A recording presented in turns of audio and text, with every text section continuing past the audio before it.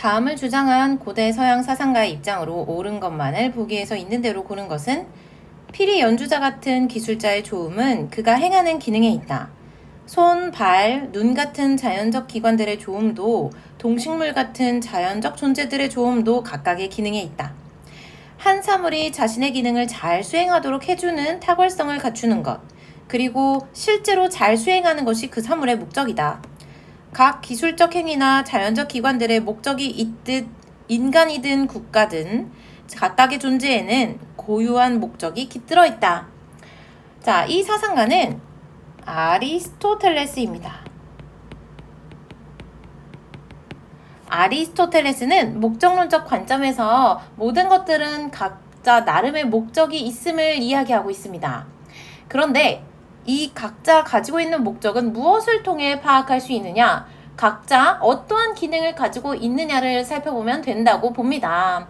결국 각각의 기능을 잘 수행함으로써 자신의 목적을 실현할 수 있다고 아리스토텔레스는 보는 것입니다. 탁월성을 갖추는 것이 결국 이 모든 존재들의 목적이라면 인간의 탁월성은 무엇인가에 대해서 고민해야 우리가 어떤 목적을 추구할 것인지 알 수 있다고 보는 것이죠. 자, 이런 관점에서 아리스토텔레스는 인간이 추구해야 하는 그 고유한 기능이 이성에 있다고 봅니다. 이 이성의 기초에서 덕을 발휘해야만 인간이 자신의 고유한 목적을 실현하고 행복에 도달할 수 있다고 봅니다. 그러면 이 이성의 능력을 잘 발휘하기 위해서 우리가 갖춰야 할 것은 무엇일까요? 아리스토텔레스는 이 인간의 덕을 두 가지 차원으로 나누면서 이렇게 이야기하죠. 지적인 덕과 품성적인 덕. 지적인 덕은 인간의 이성적인 부분과 관련이 됩니다. 품성적인 덕은 감정이나 욕구와 관련이 되죠.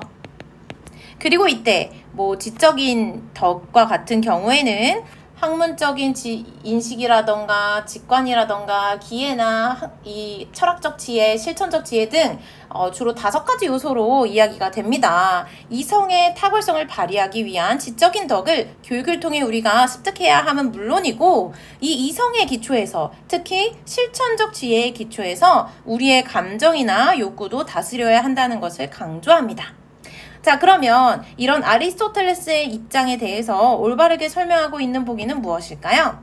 기억, 좋은 삶은 개인과 국가의 궁극적인 목적이다. 아리스토텔레스는 결국 인간의 좋은 삶은 인간이 가지고 태어난 인간이 추구해야 하는 고유의 기능을 잘 실현할 수 있는 삶이라고 봅니다.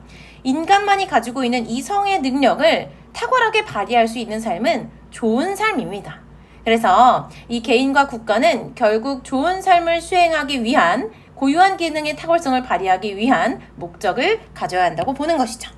니은, 행복은 영혼의 탁월한 품성 상태라고 정의된다. 자, 영혼의 탁월한 품성 상태는 품성적인 덕을 의미합니다. 그러나 인간의 행복을 위해서는 품성적인 덕 외에도 다양한 덕들이 필요합니다. 따라서 행복이 곧 품성적인 덕은 아니라는 점 기억해 주세요. 디귿, 좋음은 항상 그 자체를 위해 선택될 뿐 다른 것을 위해 선택되지 않는다. 아리스토텔레스는 어떤 좋음은 또 다른 좋음을 위해서 선택될 수 있다고 보았습니다. 최상의 좋음이 행복이라면 그 행복을 위해 선택될 수 있는 또 다른 좋음들이 있을 수 있다는 것이죠. 리을, 사물의 좋음과 목적을 알려면 그 사물의 고유한 기능을 알아야 한다. 아리스토텔레스는 결국 그 사물의 좋음과 목적을 알기 위해서는 그 사물만이 가지고 있는 기능이 무엇인지 알아야 한다고 보았습니다. 그리고 인간이 가지고 있는 그러한 고유한 기능은 바로 이성이라고 보았던 것이죠. 따라서 이 문제의 답은 선지 2번이 되겠습니다.